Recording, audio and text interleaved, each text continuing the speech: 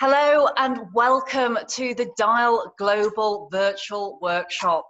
Today we're absolutely thrilled to be joined by a plethora of incredibly inspiring speakers all around the theme of diversity, inclusion and belonging, which is incredibly important, especially at the current time, given that we are ultimately in very uncertain, unprecedented times. To kickstart our fantastic morning, I'm absolutely thrilled to be joined by Tara MacLachlan. Tara is the Vice President of the Internet of Things in Industry and Utilities at Inmarsat. She's a highly successful businesswoman who is very, very passionate about all things diversity, inclusion and belonging. And she's got a huge amount of experience, not only within the international and global business remit, but also across the board when it comes to software, service, engineering, management industries across Europe and APAC. She works with both onshore and offshore teams, and we're delighted to have her here today to share with us a little about her personal story, but also about how you can really bring your true self to work. Welcome, Tara. Leah, thank you so much, and thank you to Max as well for inviting me to speak at the event. I'm really, really pleased to be here. So, as Leah said, by way of introductions, I'm the Vice President for the Industrial IoT Strategy at Inmarsat. I've been working in the technology-focused sector in machine-to-machine communications and IoT since about 1999. But my first career was actually in the military. And in 1981, I joined the military. Very young person at the time, and I became an airborne soldier. And I was actually working with the airborne forces in the UK for almost 15 years, through until 1996. That gave me a huge amount of experience, huge amount of confidence, and being involved in operations way back in the early days in the Falkland Islands, Northern Ireland, Iraq, the Balkans. So I guess one of the first questions people ask is, well, what brings me to diversity and inclusion? And the honest answer really is first-hand experience. So there is a reality to being able and welcome to bring your whole self to work. But I was listening to a radio program a few weeks ago, and a speaker was introduced as an expert on the topic. And they were talking about bringing yourself to work. This speaker had 100 published academic papers, 20 years of study, and a PhD from an Ivy League university. And yet here I am, no formal qualifications in anything that I'm going to talk to you about. But I really do know how it feels to hide a huge part of your intrinsic identity. And actually to be that person that was missing some basic needs, that person who wore a mask almost daily, and someone who's busted some myths before giving up. And after almost 35 years of my working life, I decided to bring my whole self to work. Having known I was different since around the age of 5, and living with that difference, as a transgender woman, I transitioned in 2016. Since then, I've taken over 350 flights, 40 plus countries, met thousands of new colleagues and customers, and met others like me who are transgender. We've shared our work-life experiences. So you could say I'm actually very well placed to talk about these topics. So on my little agenda today, we're going to talk a little bit about, well, what has Maslow got to do with this? What are the masks that we wear? Looking at a few of the myths about how we can then bring our whole self to work. And then, you know, if anyone's got any questions, post them online, share them with the Dial Global team. I'm happy to answer these post the session. So let's start off with a great quote. So this quote, I don't believe we have a professional self Monday through to Friday and a real self the rest of the time. It's all about being professional, but it's all about being personal. And that quote came from Sheryl Sandberg. Sheryl's an amazing, amazing, inspirational technology entrepreneur and is currently the COO of Facebook. There are many advantages to having a diverse workforce. Organizations can benefit from employees who bring language skills, cultural experience and creativity to the table. Indeed, you could say an organization's success can be dependent on its ability to embrace diversity, to embrace diverse staff, and enable them to work through and increase the productivity. So when we look at this slide, we probably all really used to looking at Maslow's hierarchy of needs. All of these things are what we as human beings need to have a full and fulfilled life. From the physiological aspects, the safety aspects, the love, belonging, esteem, and the self-actualization. And it's only as we move up that tree through to self-actualization that we get to the pinnacle of us as human beings being able to have that really fulfilled life. However, if you're somebody who cannot bring your whole self to work, if you have something that you feel you need to hide, whether that be on religious grounds, whether it be in terms of your moral attitude, whether it be in terms of your gender or other aspects, things can be missing. So when we look at this, we see there's things missing. You know, some of the key elements that go towards creating our whole self are missing here. If you look at where we say esteem, a lot of things of self-esteem, confidence, achievement, respect for others, they come from you at work. A lot of the elements that we look at around self-actualization, morality, creativity, spontaneity, problem solving, again, can be related to our work environment. And therefore, when those things are missing, when we don't get that, when we can't bring our whole selves to work, we're not fulfilled as human beings. And here's another great quote from Mike Robbins. Being vulnerable gives other people permission to do the same and opens up the possibility of real human connections. And I think this is so important because it's when your other colleagues can see vulnerability in you that it gives them permission to be vulnerable too, to show their side. So indeed, one could say, by bringing your whole self to work, what you're actually doing is enabling other people to bring their whole self to work.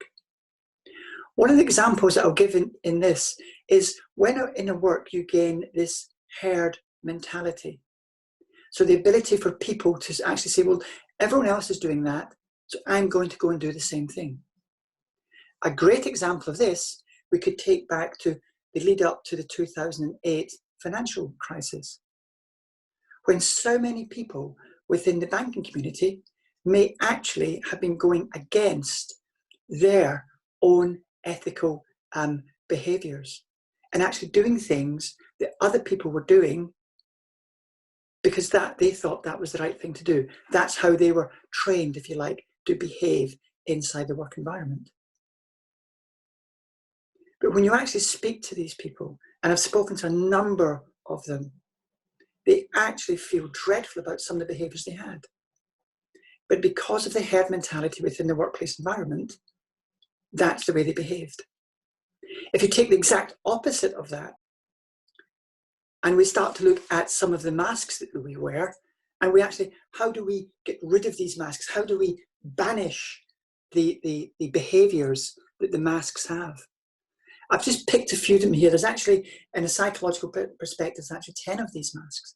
So we're just going to talk for a little while about a number of these. So we look at the cool guy, you know? So outward appearances, I'm cool, I'm calm, I'm the master of my situation. Conflict happens. I'm unrattled by it. It doesn't bother me. You know, you'd think that this guy's got the composure of a Tibetan monk.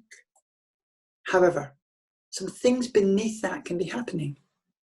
The bottled up emotions that they can have. You know, the periodical pressures that are in release valves that nobody around them, snapping at people. You know, goes offline, Saturday, lambasting waiters for forgetting coffee, fires off an nasty email. Just the behaviours that start to break down underneath that mask.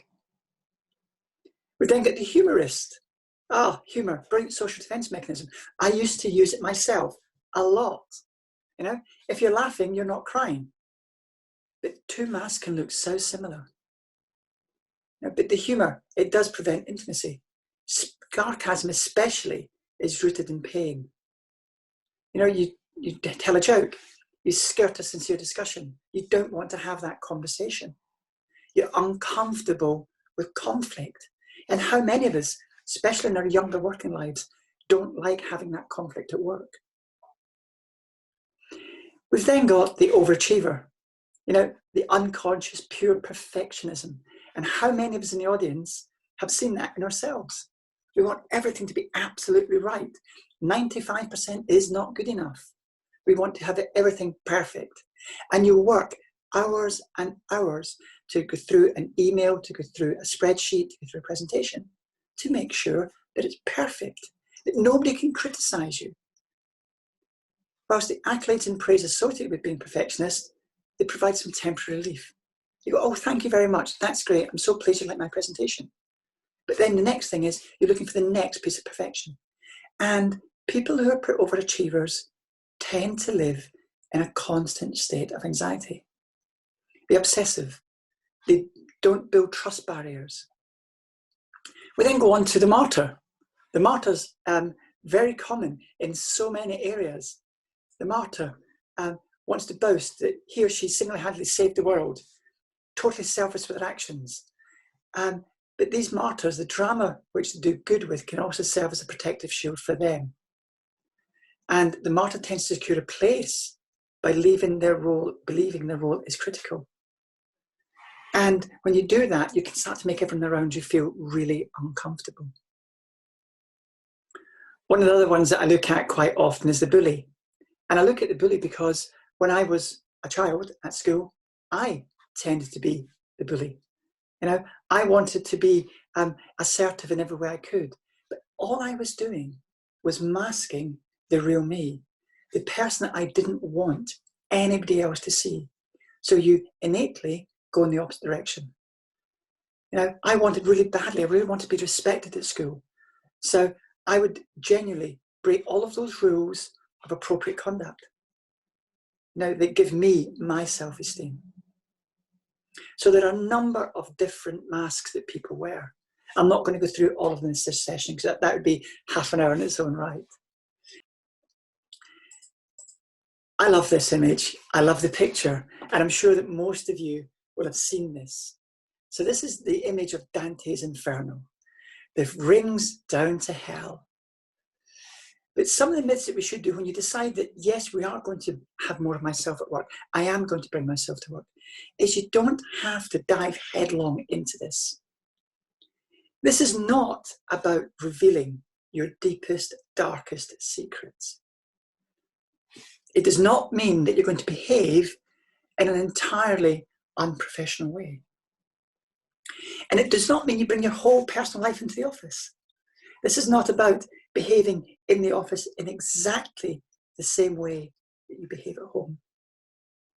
But it's much more about the intrinsic things that you value, the things that make you, you, that you should be in the office, having that empathy and that emotional conduct, that vulnerability that you brings out there.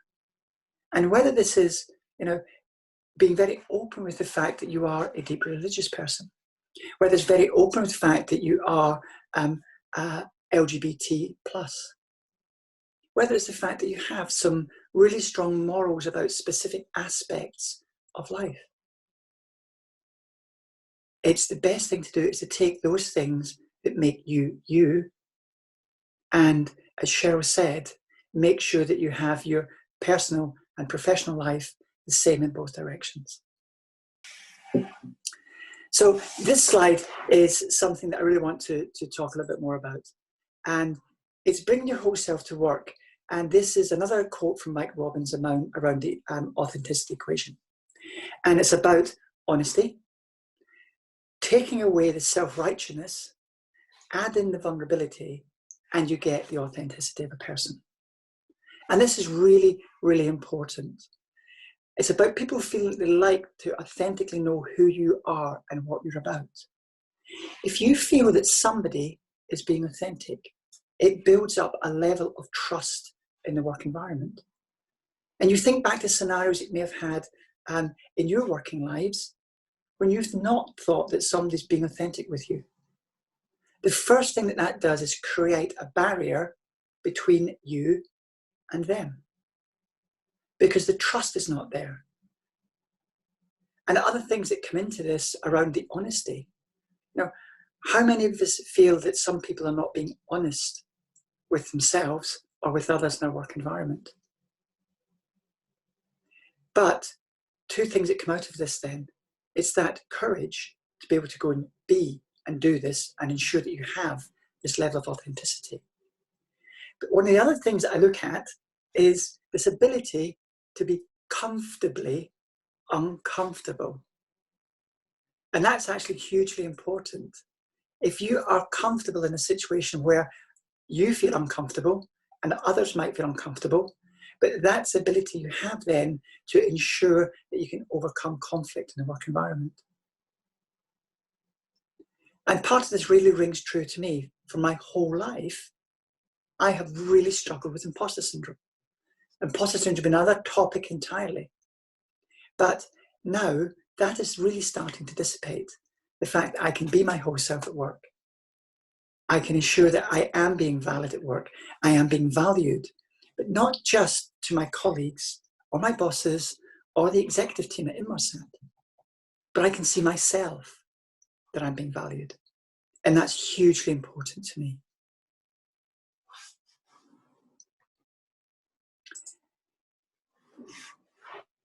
That really comes to me to the end of this part of my presentation. And as I said, the authenticity equation is what I would really like to leave you with. That fact that if we're all honest with ourselves and honest with our colleagues, if we don't get on that little high horse and become self-righteous, and we add in that vulnerability that all of us have inside, it will give us that authenticity. So thank you very much, everyone, for listening to me. In your homes, wherever you are, I'd like you all to be sure that you stay safe, that you're safe, that your families are safe, and thank you very much for listening to me. Thank you so much, Tara. That was fantastic. And I've had quite a few questions coming through on LinkedIn and from our members. So I wonder whether I could just ask a couple before you pop off. But firstly, I have someone who's asking about the confidence, actually. And we've had a couple of people asking this who are midway through their careers and perhaps don't have the confidence to be able to bring their true selves to work. One who hasn't actually come out yet and is worried about how they might be perceived in the workplace when they aren't at the senior level that you are. I wonder whether you had any advice at all for them. Oh yeah, absolutely. So I guess I'm really, really lucky. My military career gave me a huge amount of self-confidence and that ability to be able to, I think, stand up for oneself.